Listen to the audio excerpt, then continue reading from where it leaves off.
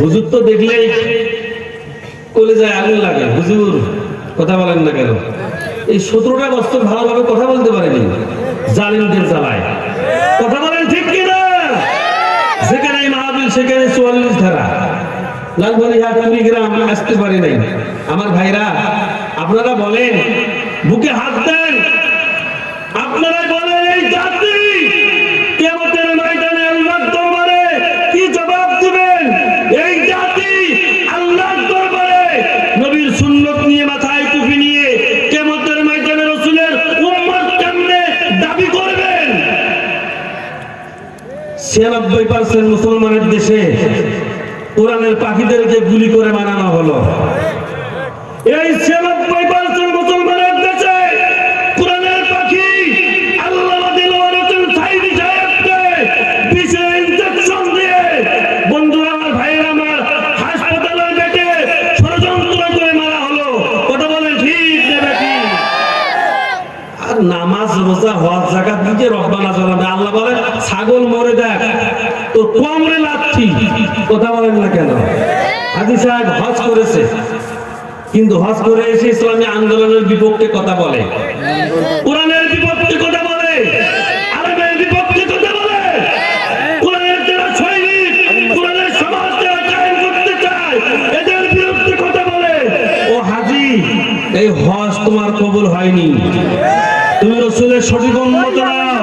তুমি রাসূলের সঠিক উম্মত হলে কোরআন প্রেমিক মুসলমানদের দুঃখ তুমি বুঝতে। তুমি যদি সশস্ত্রী হাজী যদি হতে, হক্কানি উলামায়ে কিরামের দুঃখ তুমি হলে বুঝতে। কথা বলেন ঠিক না নাকি? ভাইরা আমার, বাবাজিরা আমার, আমি রাজনীতি করতে আসি নাই, করবো না, কারো পক্ষ বলবো না, বিপক্ষ বলবো না। আমি বলতেছি কার কথা? জোরে বলুন। কার কথা?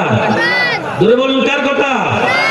আল্লাহর কথা শুনবো, আল্লাহর কথা মানবো, আল্লাহর কথা দিয়ে জীবন চালাবো, পরিবার চালাবো, স্ত্রী চালাবো, সন্তান চালাবো।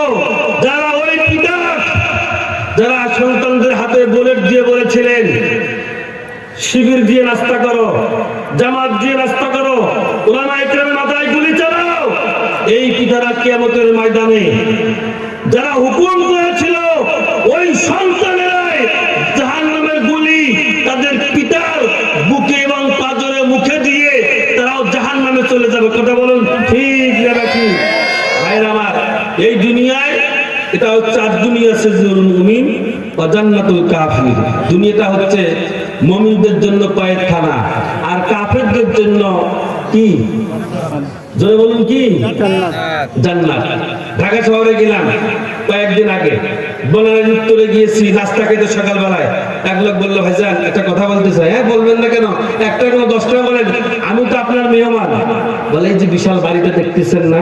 বলে হ্যাঁ দেখতেছি। বলে হুজুরের কয়তলা? আপনি জানা? বলেন না তো। বলে বলতেছে হুজুর 11 তালা। বলে 11 তালা বাড়ি, এত বিশাল বড় বড় তালা লাগানো কেন? হুজুর এগুলো একটাও না, এগুলো সব ছিল ওই গ্রুপের লোক। কথা বলেন ঠিক না বাকি? ভাইরা আমার, এই কারণেই বলি দুনিয়ায় ভালো কাজ করে কিসের দল, কিসের মত, কিসের পথ? একমাত্র কোরআনই আপনাকে আমাকে জান্নাতের ঠিকানা দিতে পারে। কথা বলেন ঠিক না বাকি? একমাত্র এই কোরআনে আপনাকে জাহান্নামী থেকে জান্নাতি বানাতে পারে। একমাত্র এই কোরআনে আপনাকে আলোর দিশা দিতে পারে। একমাত্র এই কোরআনই পারে আপনার চরিত্র পরিবর্তন করতে। কথা বলেন ঠিক না বাকি? ভাইরা আমার, কাল লাগান, নামাজ নাই, রোজা নাই, চরিত্র নাই, কিচ্ছু নাই। মোচ আছে বড় বড়, আবার বলে লাকুম দিন কুয়ালিয়ে দিন, ধর্ম যার যার উৎসব সবার। নাউজুবিল্লাহি মিন যালিক। কথা বলেন না কেন? ঠিক কিনা?